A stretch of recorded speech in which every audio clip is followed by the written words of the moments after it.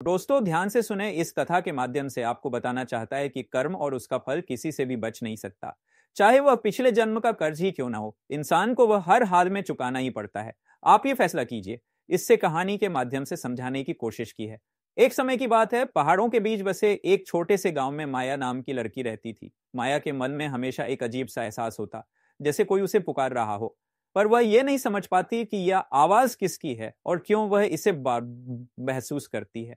माया का अधिकतर समय जंगल में लकड़ियां बीनने और गांव के कामों में बीतता था। एक दिन वह जंगल में लकड़ियां इकट्ठा कर रही थी। अचानक उसका पैर फिसल गया और वह एक गहरी खाई में गिरने ही वाली थी। तभी एक बड़ा काला कुत्ता जंगल से दौड़ता हुआ आया।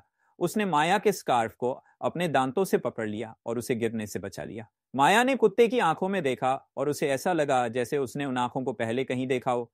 उस दिन के बाद वह कुत्ता माया के साथ साया बनकर रहने लगा। माया जहां भी जाती, वह कुत्ता हमेशा उसके साथ होता। माया ने महसूस किया कि यह कुत्ता सामान्य जानवरों जैसा नहीं था।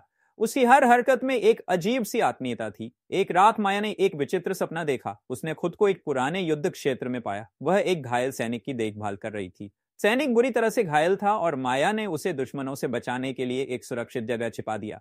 लेकिन तभी दुश्मनों ने उस जगह पर हमला कर दिया। माया ने पूरी कोशिश की, लेकिन वह सैनिक को बचा नहीं पाई।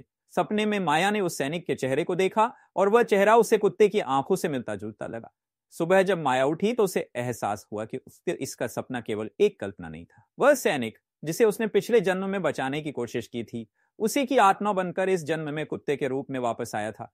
माया के दिल में यह बात स्पष्ट हो गई कि यह कुत्ता उसी सैनिक की आत्मा है जो उसके अधूरे कर्ज को चुकाने आया है। माया ने उस कुत्ते को अपने परिवार का हिस्सा बना लिया। वह उसे बेहद प्यार करने लगी और हर समय उसकी देखभाल करती। उस दिन से माया के मन में जो खालीपन था वह भर गया। उसे यह एहसास हुआ कि आत्माएं अपने अधूरे रिश्तों को पूरा करने के लिए किसी न किसी रूप में वापस आती हैं। माया और उसके कुत्ते के बीच का यह रिश्ता न केवल इस जन्म तक सीमित था, बल्कि यह एक अटूट बंधन था जो पिछले जन्मों की गहराई से जुड़ा हुआ था। उनके इस संबंध ने माया को यह सिखाया कि प्यार और फर्ज की डोर समय और जन्मों के बंधनों से परे होती है।